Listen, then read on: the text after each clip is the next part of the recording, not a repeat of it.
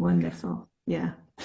So thank you all so much for joining us this evening for this heartful heart-to-heart with beloved Nischala Devi. It's just with so much joy and love that I'm welcoming her here, and the deepest respect for all she is and all she offers. Yeah. So, and to all of us, to all of us. So I wondered if we might, with your blessing and your kind permission, if you might come together for just a few moments in the heart. So inviting us all to bring a gentle touch to our heart center.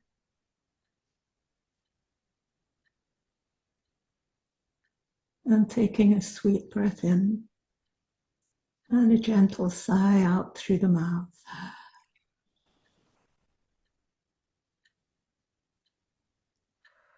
And another deep breath in through the nose. And a letting go sigh out through the lips. And just one more breath together, breathing in. And at the end of the out breath, putting at the end. And perhaps a gentle smile comes to the corners of the lips.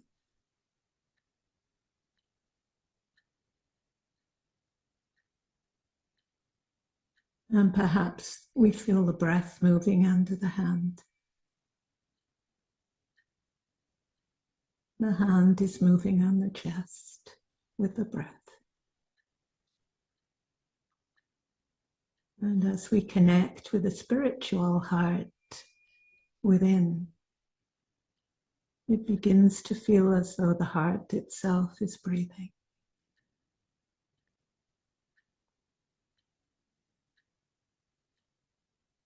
And expanding.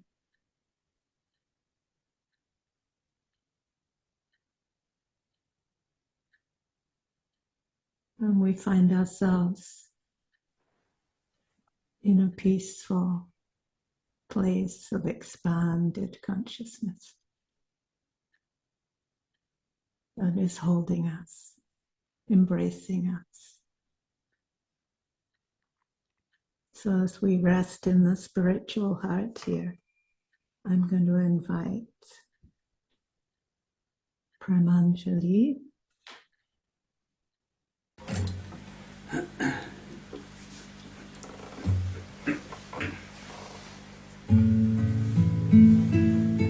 you. Are you hearing us okay, Padma? We're coming through. A little bit quiet, little bit quiet. We'll get louder. Perfect, yeah. So they're going to be singing for us this evening a wonderful song that's going to be on their new album called This Love. Thank you. It's a real honour to be here with you all. And it might just be worth giving a little reminder to everyone just to mute if you haven't muted, just so we don't get any weird sound feedback loops. Okay.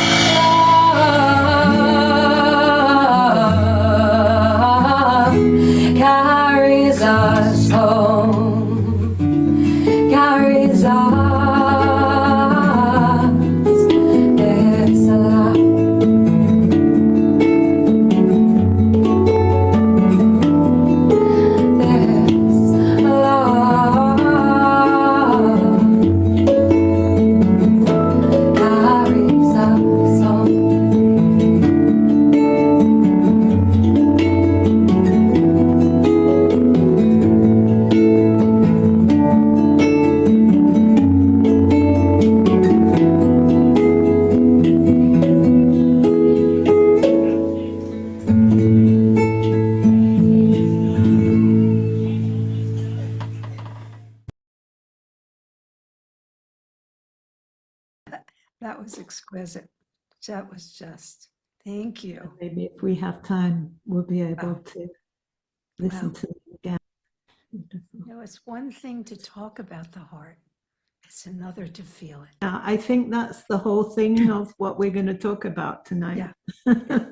Yeah. Yeah. So handing over to you to let everyone know what we are going to be talking about.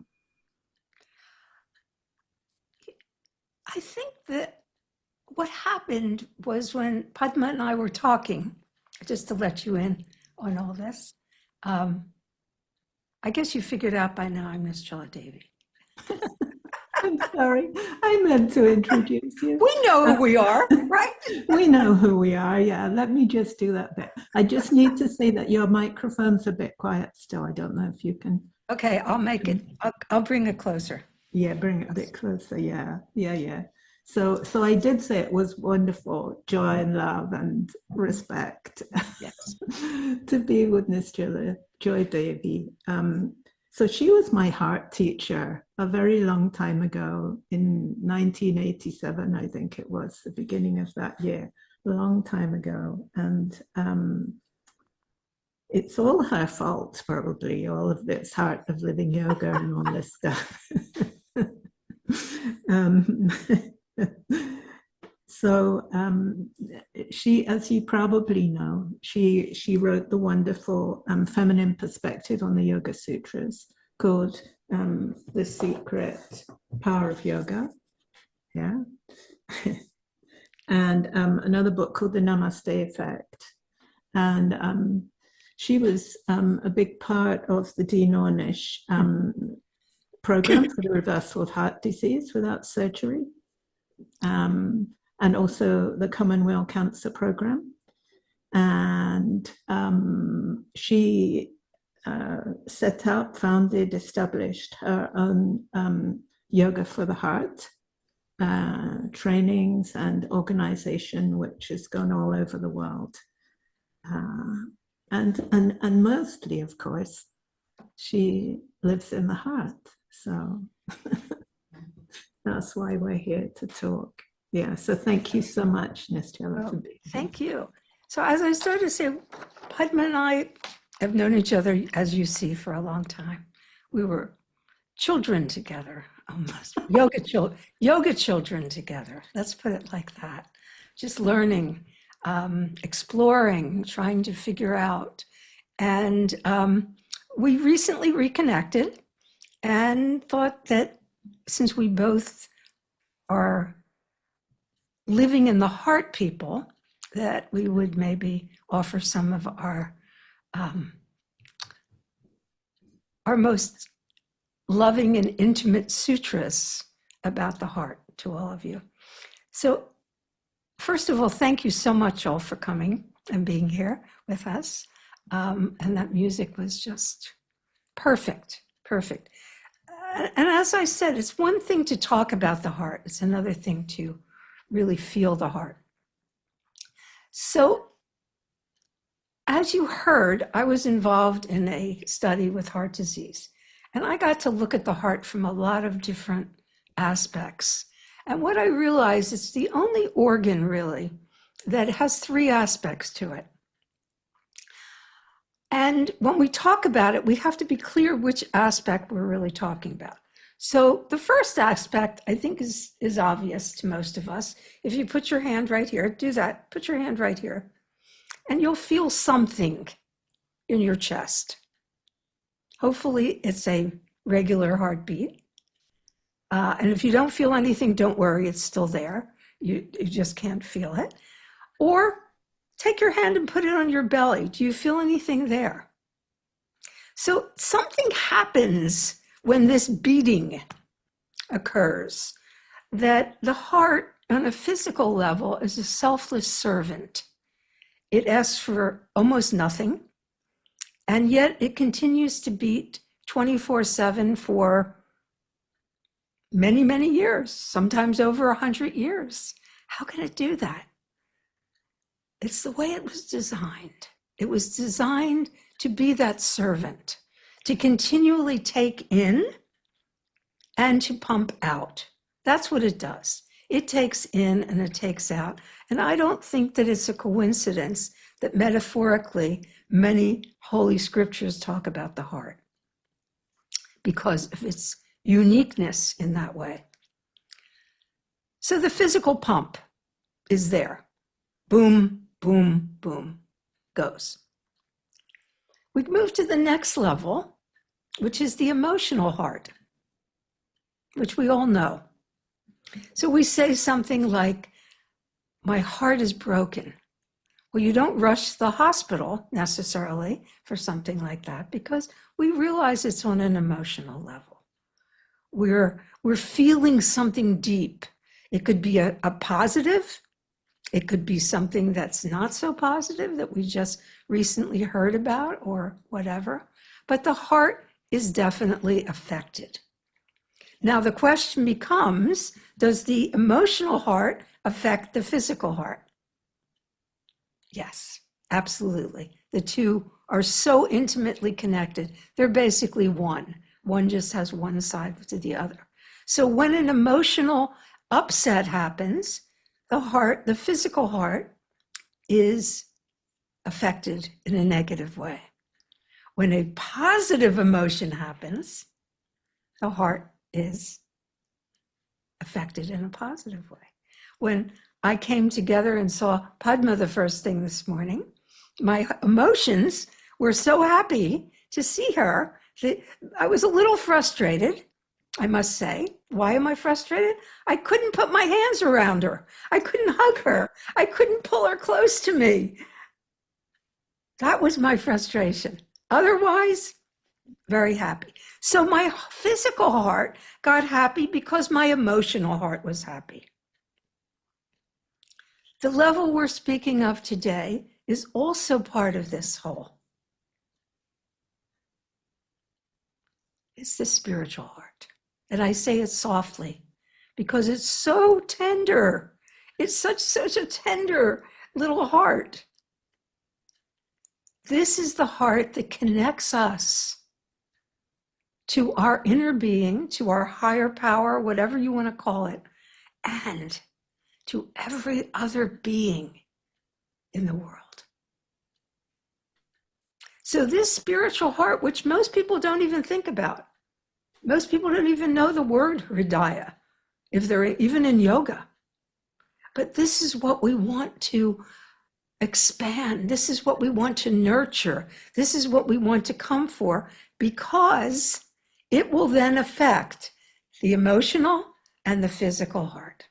We even saw this in a medical study. When the heart was expanded in a loving way, that's what happened. So here we are to share some of these things with you. What do you think, Padma? I think that's a great introduction. Yeah, Hridaya, you'll find it mentioned in many, many yoga scriptures. And it kind of means, for me, it kind of means the heart of the heart. Or, yeah, the heart of the heart, I think. And as Nischala says, it's what connects us with the divine, with the beloved, which is within us, as again, all the traditions that I've come across so far tell us it's within us. But they don't tell us how to connect. They tell us it's there, and we're supposed to figure it out with the everyday mind.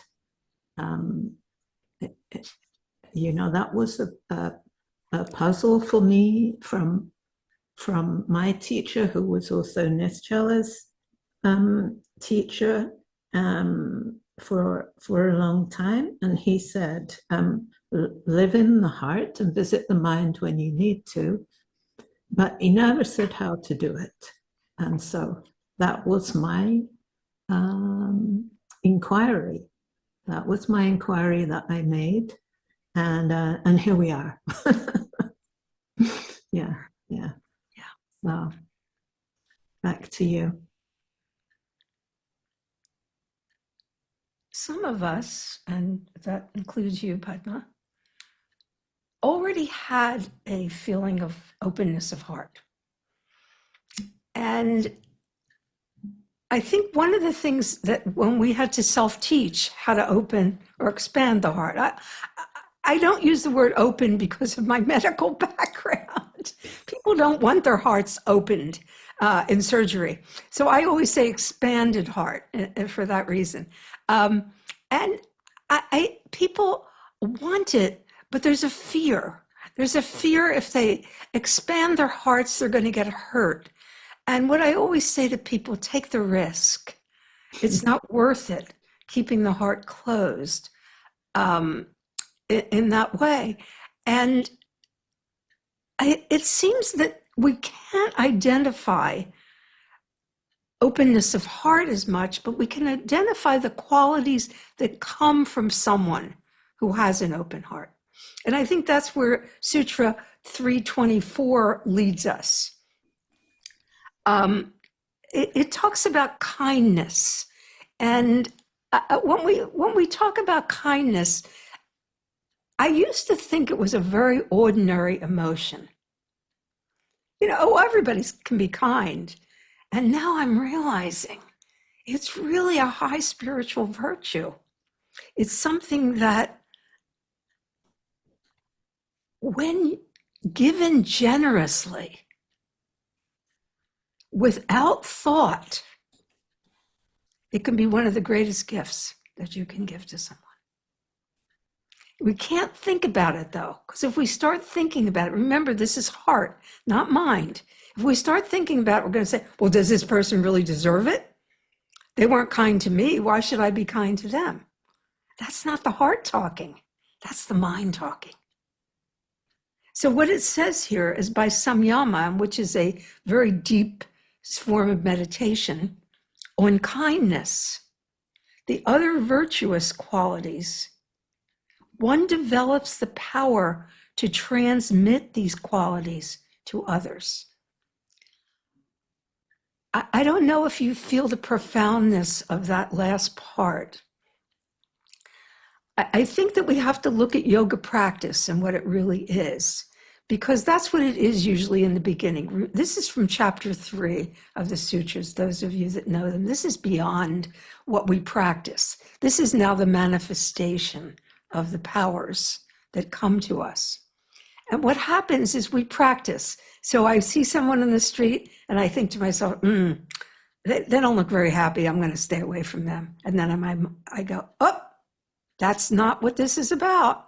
I'm going to be kind to them in some small way, maybe even just a smile as they walk by, showing them, I'm acknowledging them. Yes, we're the same. Or maybe saying something to the clerk in the store. Wow, that shirt looks so sweet on you. Or the color really vibrates, or something nice, something kind. So that's the practice. We begin to get a practice doing that. And then we start to realize that it's no longer a practice. This has become something part of my life now that I have. I'm now a kind person. I'm not trying to be kind. I'm actually kind. That's the second step. The third step is what they're talking about in this particular sutra. Now, my kindness is contagious. If you're around me, you're going to get this contagion of kindness. And what you're going to do with it is you're going to pass it on to the next person, and the next, and the next. This, to me, is the essence of Hridaya.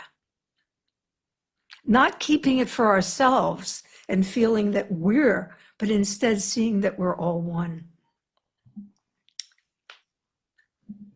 Yeah.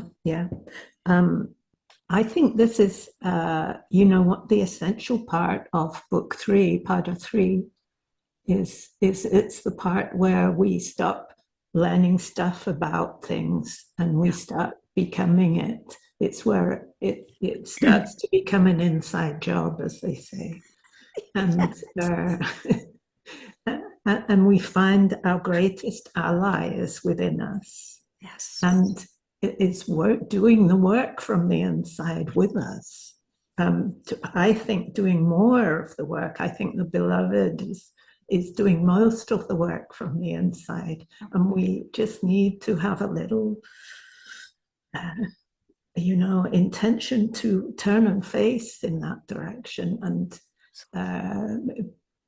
practice in the beginning, we have to practice connecting with and through the heart more and more, and gradually it becomes the default setting.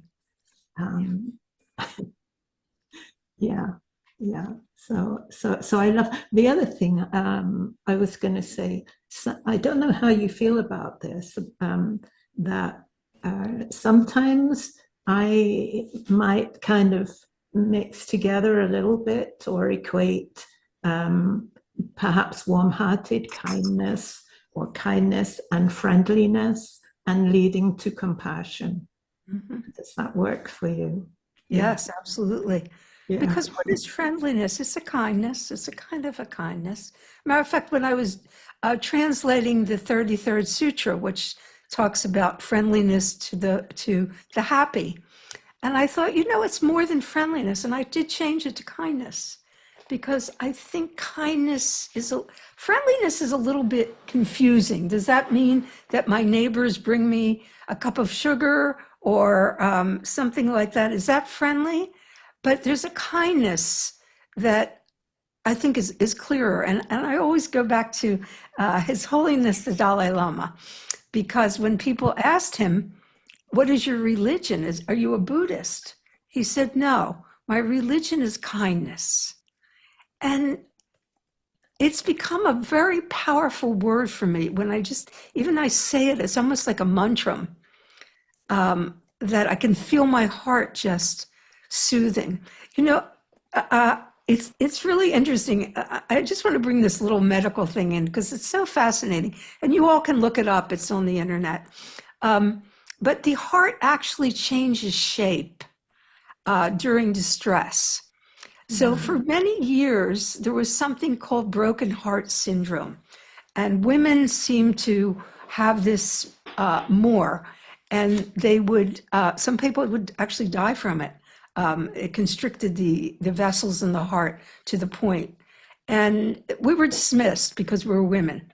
We were just emotional. It was probably just a hysterical kind of thing, and there was nothing there. Until this one scientist, I think he's a physician, but don't quote me on that, definitely a scientist from Japan, decided to look at this and see what the heart actually did under these circumstances. And what he found is the heart literally changed shape. And what happened in sorrow, that the heart got large, but the opening got very small. Whereas in joy, the opening got big and the heart shaped to that. And after that, it's now a bona fide disease that they look at and they see how this happened. So I'm telling you this because we're very physical people in this day and age. We like to see things. We like to see proof. And this is proof that when you are kind and loving and your heart is open, that your heart physiologically responds to it, not just emotionally. So this Hridaya, and the other thing I love about the word Hridaya, that was Mother Teresa's main word. That was her thing, the Hridaya, the spiritual heart. And that was really her mission, to bring out the spiritual heart in people as it was so prominent in her. So I think it's, the sutra says it, and like as Padma was just saying, it's up to us to not just practice, but bring it in so every cell experiences it. Every thought is coded with it. And every word before we speak, we think. And this is a Sufi expression. Is it kind? Is it true? Is it necessary? Is it kind? Is it true? Is it necessary? Think about that before you speak. We'll speak much less, I'm sure of that. Yeah, yeah. One of the reasons why I brought friendliness in here was for people to begin. What I wanted to do was to bring in a self-care practice of compassion, and it wasn't accessible to a lot of people. And so I went to kindness, and that wasn't accessible to quite a few people either, to give kindness to myself. Mm-hmm. But when I talked about friendliness, that was like neutral enough. I can feel feelings of friendliness, and then I can give those to myself. And then when I've got that feeling of friendliness and a smile comes on my face because it makes us happy, now I can begin to feel kind to myself. And when I can feel that, at a certain point, I'm able to give compassion to myself. And then I begin to become aware of how much I need it. And and then I can begin to receive compassion. But I found this was kind of a journey of steps, because if we don't give it to ourselves, it's going to be fake. Yeah. So thank you for all of that. Yeah, really important. Yeah. I think it's important not to get caught up in the semantics of the words in this. It's the feeling.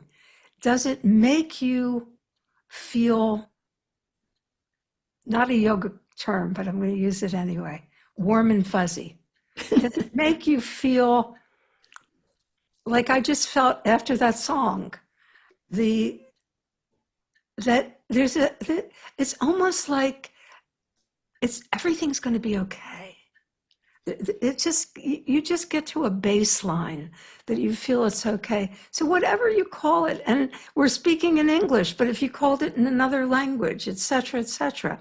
So I think taking baby steps is important because we don't want to overwhelm our hridaya or bring it out before the mind is ready to experience it, et cetera.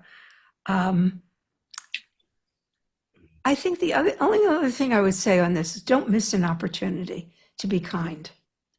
You don't get a second chance. It just doesn't work that way. And I think that one of the things that helps with that is to slow down.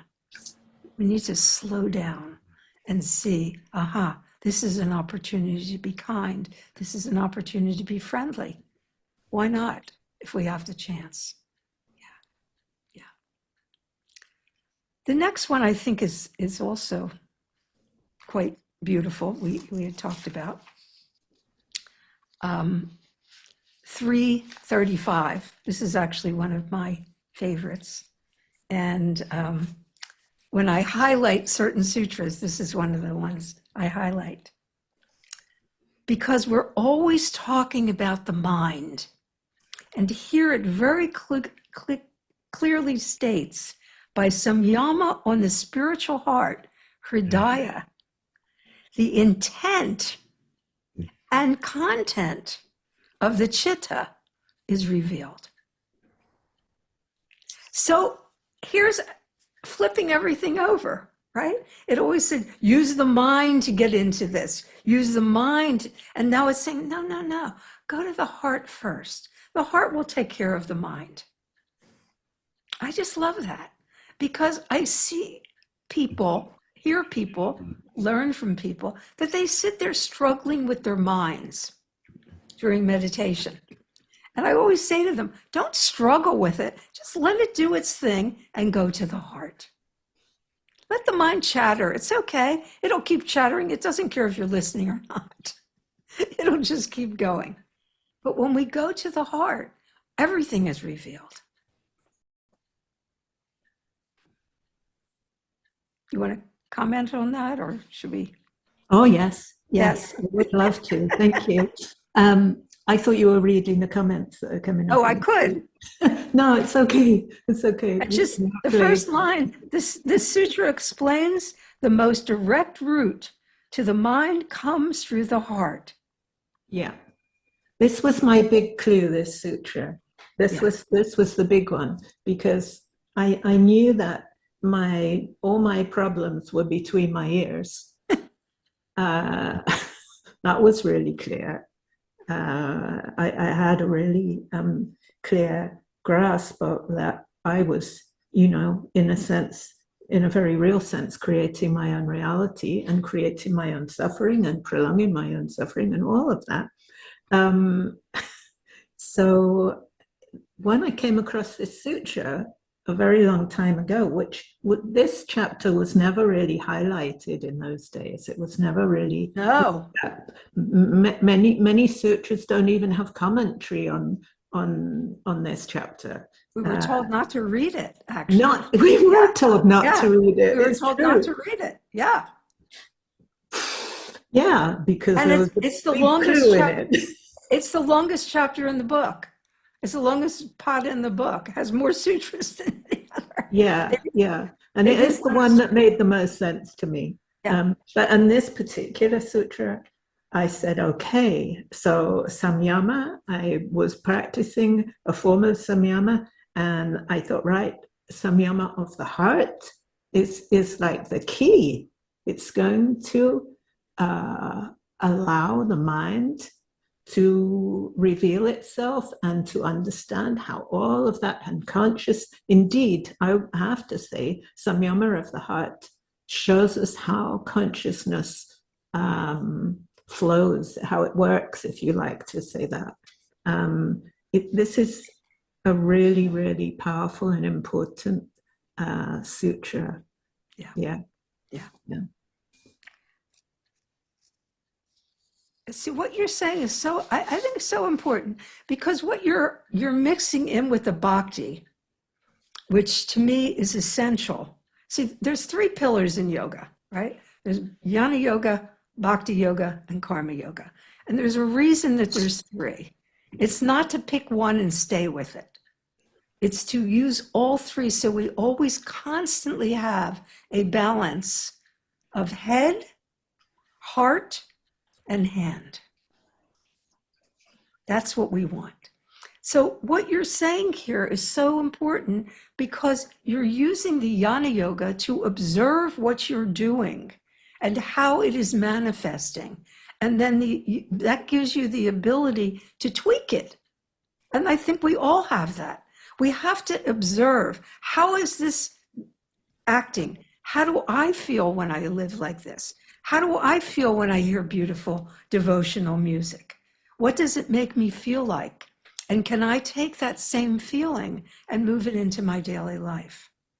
So it's the constant tweaking and analyzing, at the same time pouring out the heart. But then don't forget about this. Don't forget about the hand. That's where we serve others. That's where we show others the kindness. It was funny, I was writing texts. They're not my thing, really. Too pithy, too short. I love the emojis, though. I love the emojis. I was back and forth. Someone had invited us for dinner, and we were telling them our dietary restrictions, etc. And he wrote back and he said, okay, I'll do it this way. And I said, you're so kind. And he wrote back and he said, no, you're so kind. And I thought to myself, at that moment, what happened is the kindness collided, and they became a form of love and compassion for each other. And I think that's what happens. whether we call it one thing or call it another, it's that the heart has no choice. It starts to reach out and find something that it's compatible with. And the person that walks next to you, it just lynches onto. Yeah. Yeah, think just that's what this- ignites all the other hearts. It does. And I think that's what this sutra is really talking about. That it gives us the ability to look at this chitta, look at this mind and consciousness and say, is this who I want to be? Make a conscious decision instead of just saying, oh, well, this is the way I am. That's what people always say. Oh, well, that's the way I am. I said, but you can change. You can become something different. Yeah. And this sutra talks of this. Yeah. Well, one of the things I really enjoy and am amazed about, well, I'm in awe that this is possible, that when we are experiencing Hridaya, when we are in the heart, and once we experience that, that's all we want. We just want to abide there, you know, Hridaya Nishta, abiding in the heart, the ancient yogic practice. That's the thing. But once we experience it, we find that it's always new, it's always fresh, but it's always the same. Yeah. So those seem contradictory, but if you've experienced it, it's just the truth. So it's always the same. So for me, this is the experience of jnana yoga. Mm-hmm. Because this is the unchanging. And right. So I think this is what Ramana Maharshi was talking about. He was always talking about Hridaya, and he was the great jnana yogi. Yes. And he said everything arises from the heart and within the heart. And so for me, that's the unchanging state. Mm-hmm. Is very accessible to anyone who, you know, is drawn to that kind of heart-centered practice. Yeah. Eventually, I think everyone comes to that.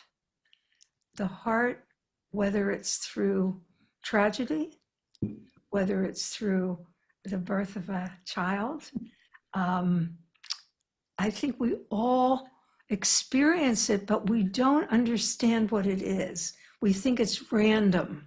We think it's just something that only comes then.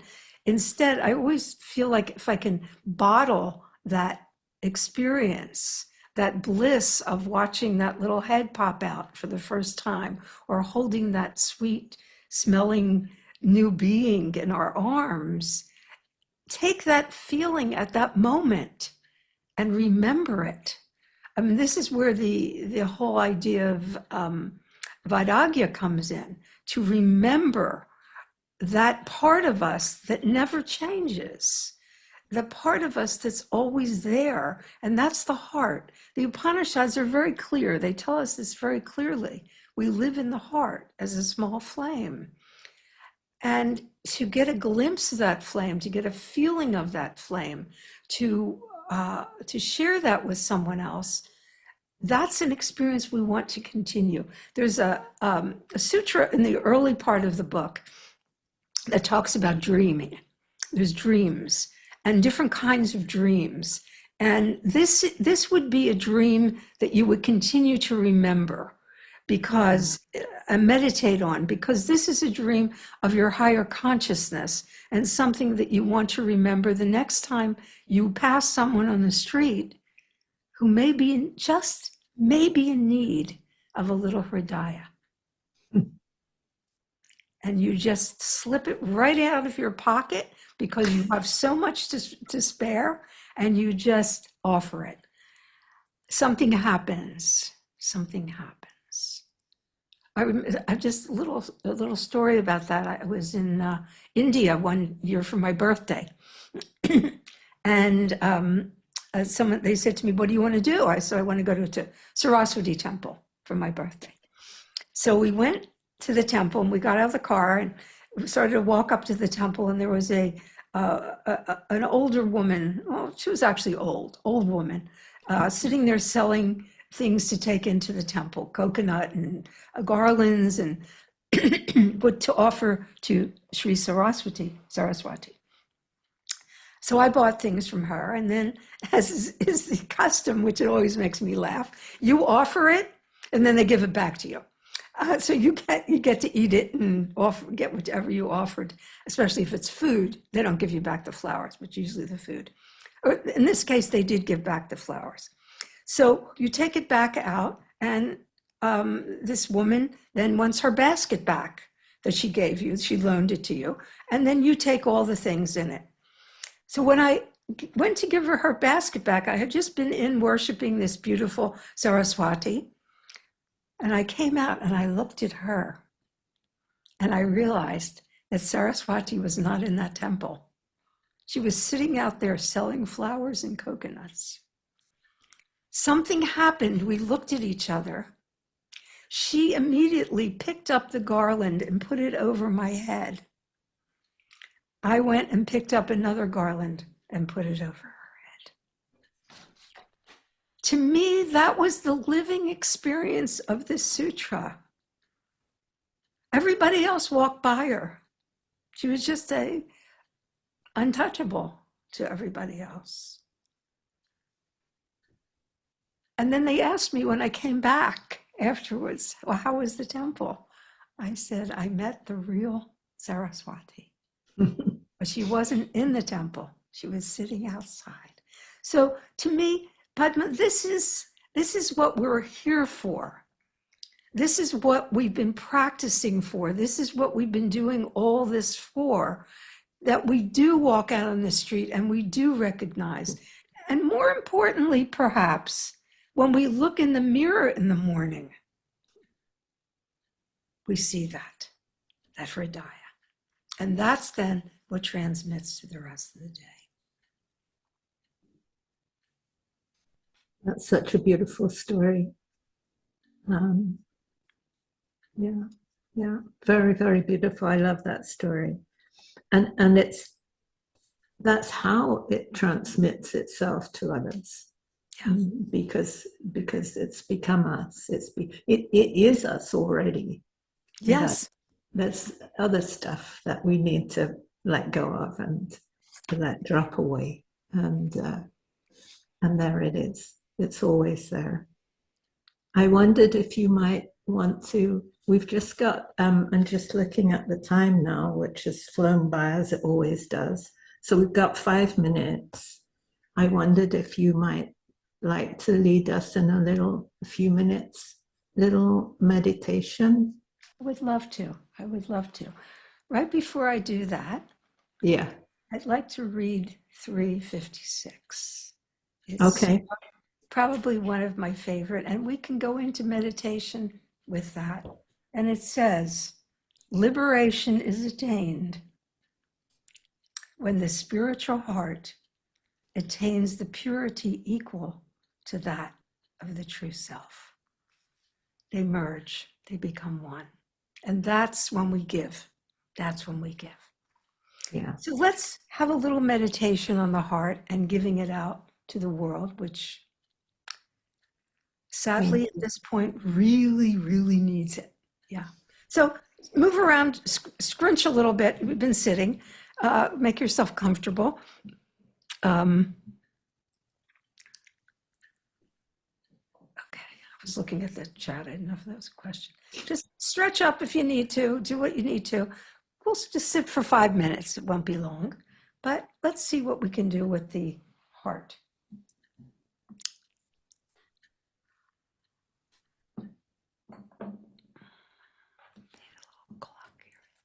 So just allow the eyes to close and just feel yourself within your body. Where are you? Can you feel yourself in the tips of your toes and the tips of your fingers? Where are you? In each cell, take in a deep inhalation and let it out as slowly as you possibly can, reluctantly letting go of that last bit. of prana that moves out. And do it again, even a little deeper if you can. And please bring the awareness to the center of the chest, where there's a small light or flame in the center of the heart. The Hridaya, the flame of love, compassion. And feel each time you inhale that light bright. And with each exhalation, you give out light and love.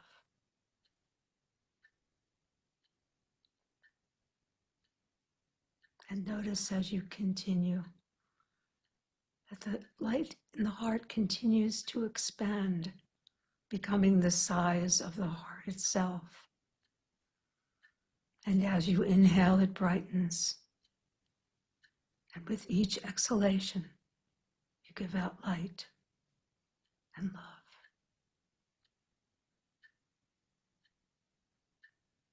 And the light continues to expand till it moves through the arms and legs, the torso, the head, the face, and becomes the size of the body itself. This glorious flame of love and compassion, and it brightens as you inhale.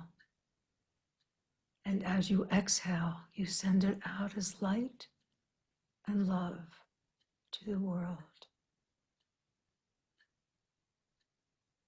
And continue to breathe deeply and feel that flame expand past the periphery of your own physical body to form a light around the body, a light, a flame of compassion and love. And as you inhale, it brightens and expands. And it keeps expanding till it fills the entire room.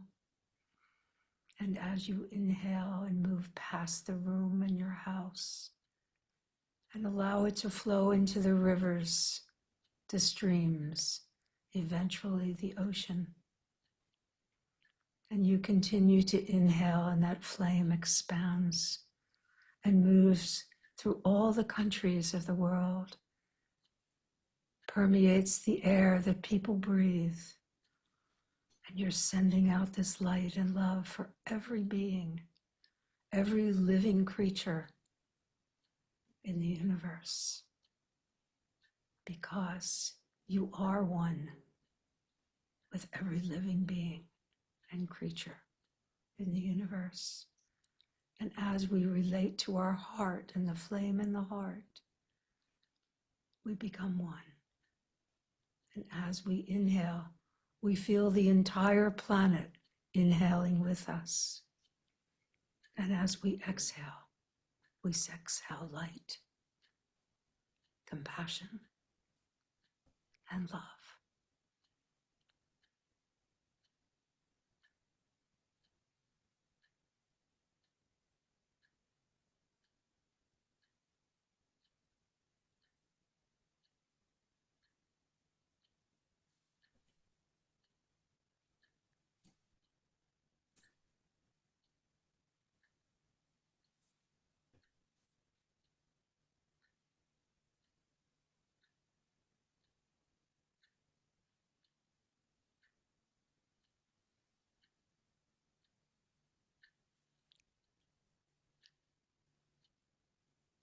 And slowly and very gently begin to bring the awareness back to the center of your heart, the seed of that light and flame, the compassion and love.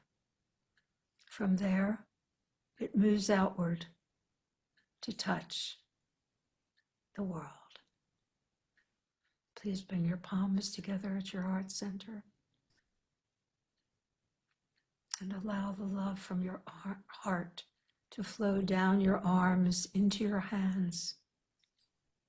And when they feel filled with this love and light, allow them to open, expand the arms, and send it out to the world.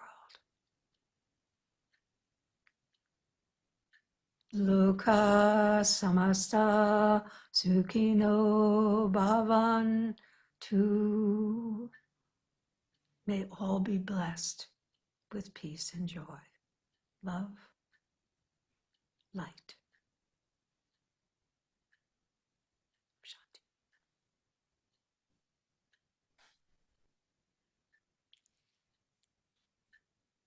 Thank you. Thank you. I think we have more to talk about. Maybe another heart to heart is beckoning to us. Let's see how that flower might unfold.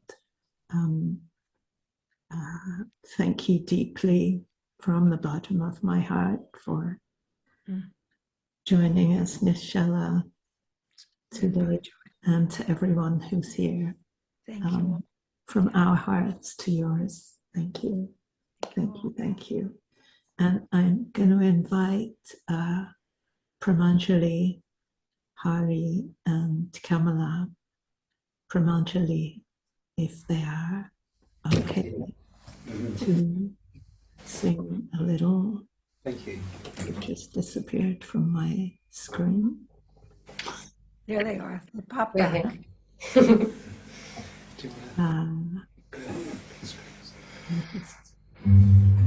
To ask them if they're okay. Can you hear us? We're here. I can hear you. I will ask Vishwan to spotlight you because he can't find you. Okay. Thank you. So we're going to share Om Mani Padme Hum and invite you to sing along with us at home. And thank you again so much, Padma and Nischala, for inviting us to be here. It's been beautiful and it's an honour to sing with you all. Om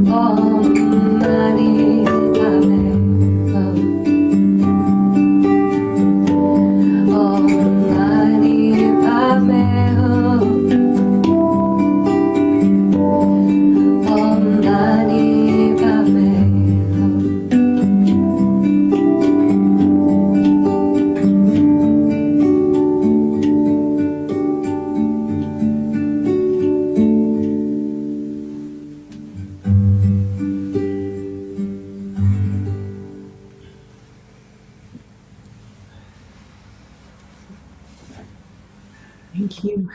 Thank you. Thank you. Mhm. Ari and Kamala. It's the perfect mantra to close this evening. Because my favorite translation of that mantra is, the jewel of consciousness has reached the heart's lotus. It's what we're talking about. Perfect. It's Hridaya. Yeah, it's the awakened heart mind. Hridaya. Perfect. Perfection. Thank you so much, Nischala Ji. Thank you again and again. My joy. Thank you all for being here. Wonderful. Thank you. We'll connect up in the waterfall. Okay, everyone. Beautiful, beautiful souls. Beautiful. So go out now and share that Hridaya with everybody. Yeah. Stay. I just had something that kept coming to me. I'm just gonna, as a farewell, this evening. I was remembering an elderly male Swami who has been practicing this Hridaya Nishta for a long, long time. And someone asked him, so what do you think about Hatha Yoga? Should we do it? And he said, well, it's good, sure, do Hatha Yoga, he said, but eventually the body is going to begin to give out and all you'll be left with is the heart anyway, so why not begin there and stay there? Great So advice. offer that to all Great of us advice. as we go off our ways. Yeah. Okay. Thank you, everyone, so Thank much. you.